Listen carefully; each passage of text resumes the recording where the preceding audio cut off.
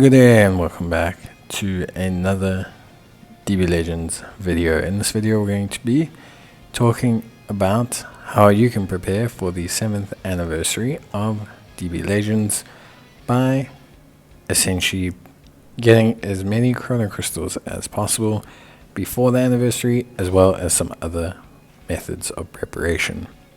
So let's talk about what is currently happening on DB Legends. Now, not much.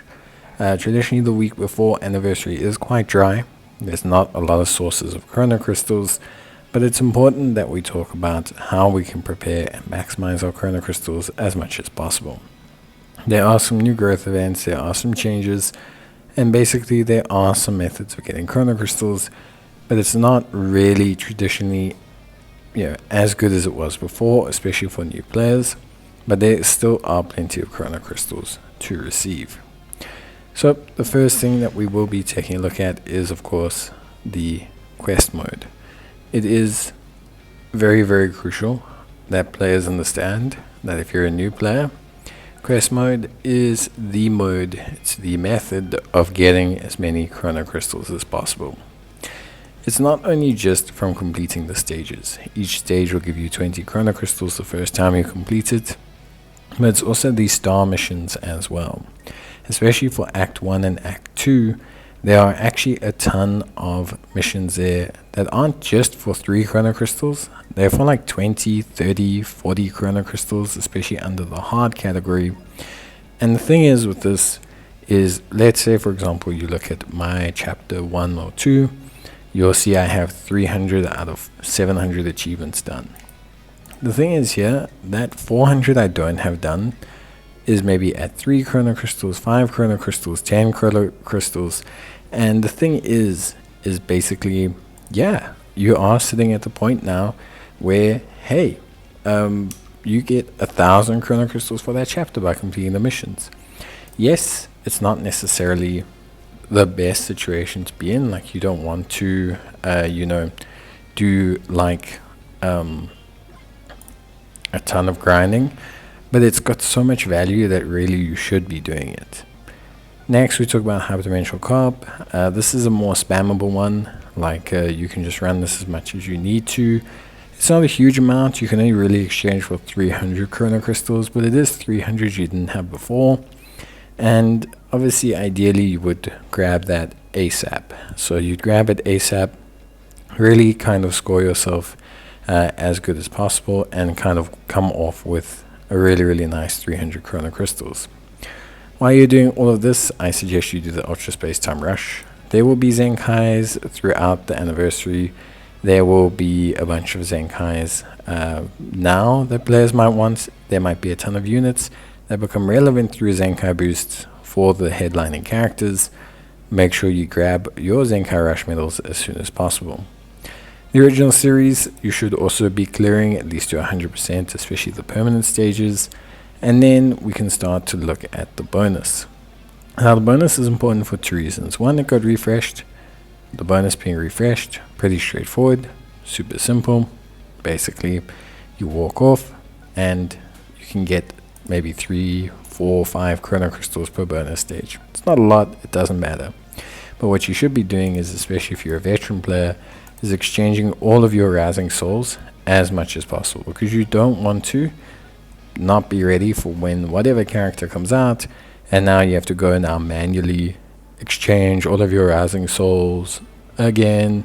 It's just not really, the best method. So my suggestion would be to do that. Tournament of Power, while you're at it, definitely partake in it.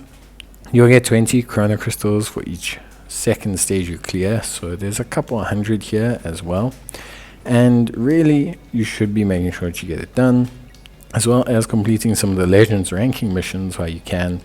This will help you with basically getting yourself souped up and ready to claim a higher Chrono Crystals reward, because that Legends ranking reward, that's going to come before the 7th anniversary. So that's going to come, and you're going to want to make sure that you get that reward.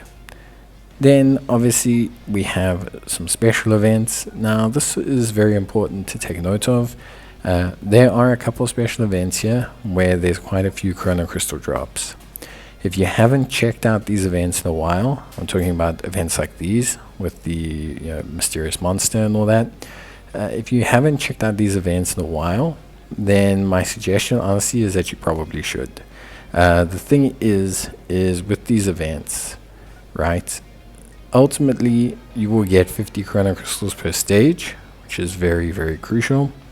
And then on top of that, barring the 50 Chrono Crystals per stage, you're also going to essentially come out, with multiple versions of that, because each character has 3 stages.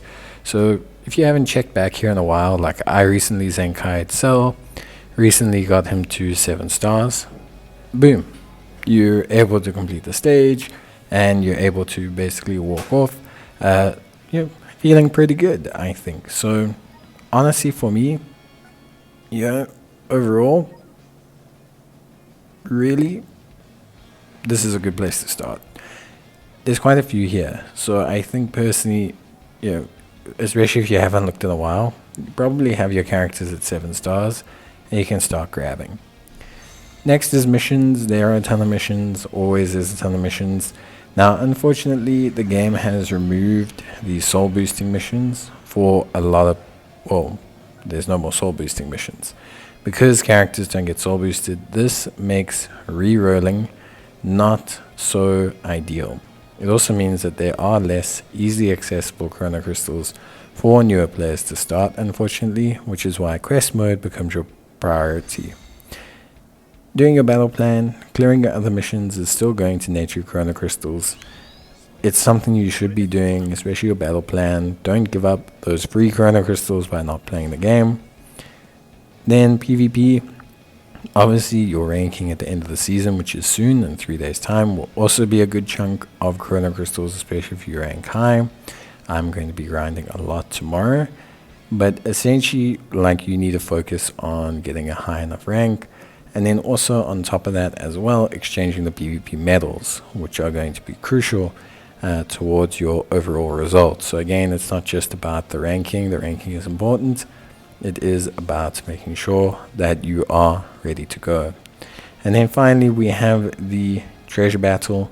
So when it comes down to it, treasure battle, complete RNG, very, very low chance, but you could potentially have up to 1,000 Chrono Crystals proc for you, although it is very, very much not probably going to happen. But still, there's one of the few ways to prepare, so I would say definitely take a look at it. That would be my suggestion. Look, overall, there are still ways to get Chrono Crystals, but it is very, very limited, especially so close to the lead up to 7th anniversary. Don't panic if you don't have a lot. 7th anniversary and just anniversaries in general have a very, very, very high drop rate for Chrono Crystals. We're talking like in the 20,000-30,000 range.